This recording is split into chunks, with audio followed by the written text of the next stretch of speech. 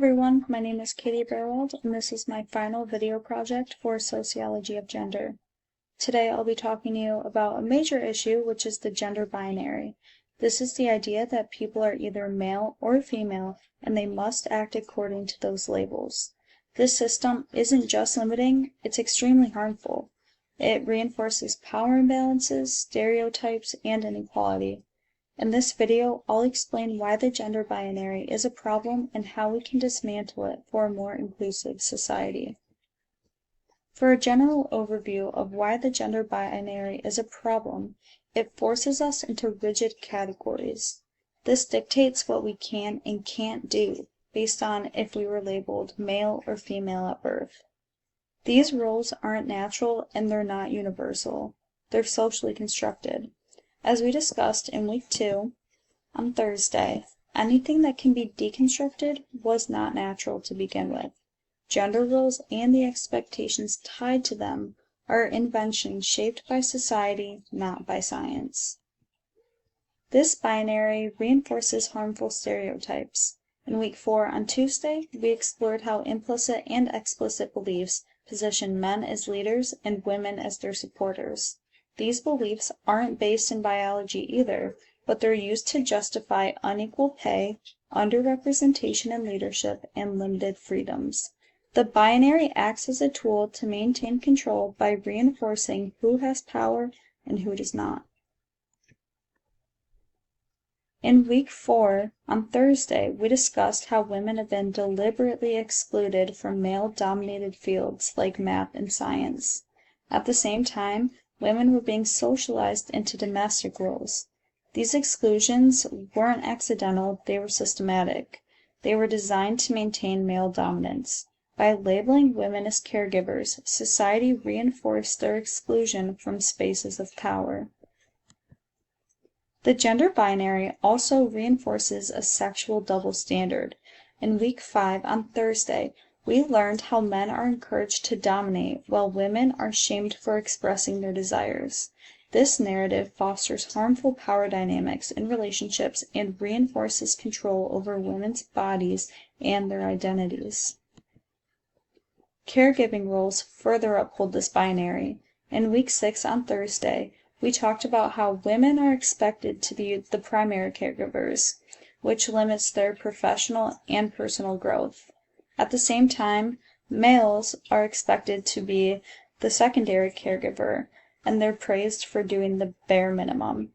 These caregiving expectations create emotional and economic barriers that disproportionately affect women, particularly those who are marginalized by race or class as well.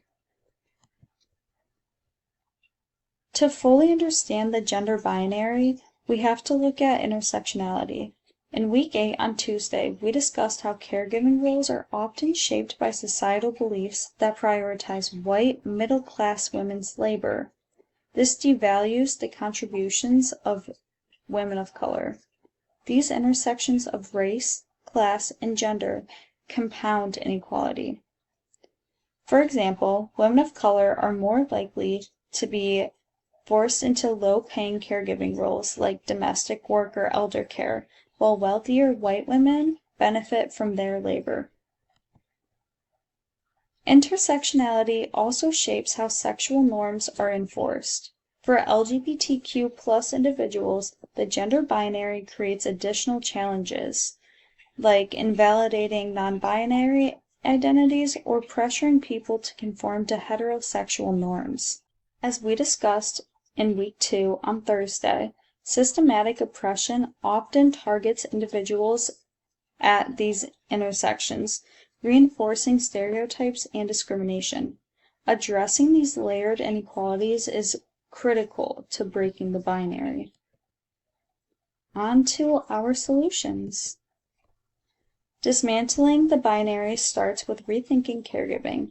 Normalizing shared responsibilities and implementing policies like universal parental leave can foster equality at home and in the workplace. This change helps deconstruct stereotypes about gender roles, and it creates opportunities for all genders to thrive. We can also learn from cultures that reject binary norms. For instance, in week 10 on Tuesday, we saw how Dutch parents approach teenage sexuality with openness, rejecting norms like the idea that boys should separate sex from emotion. This fosters awareness and reduces binary thinking. Similarly, in week 13 on Tuesday, we learned about the Jirai people, who define gender through work rather than anatomy.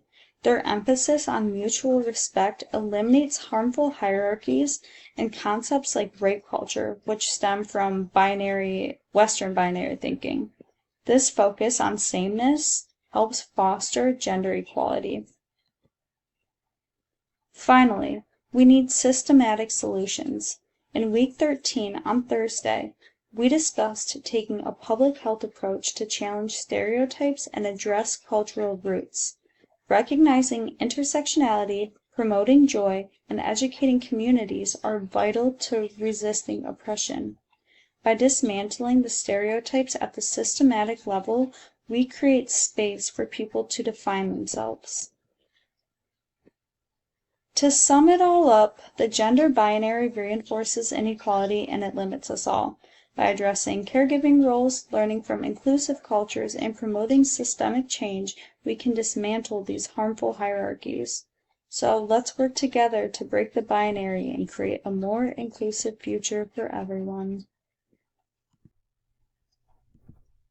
And my resources.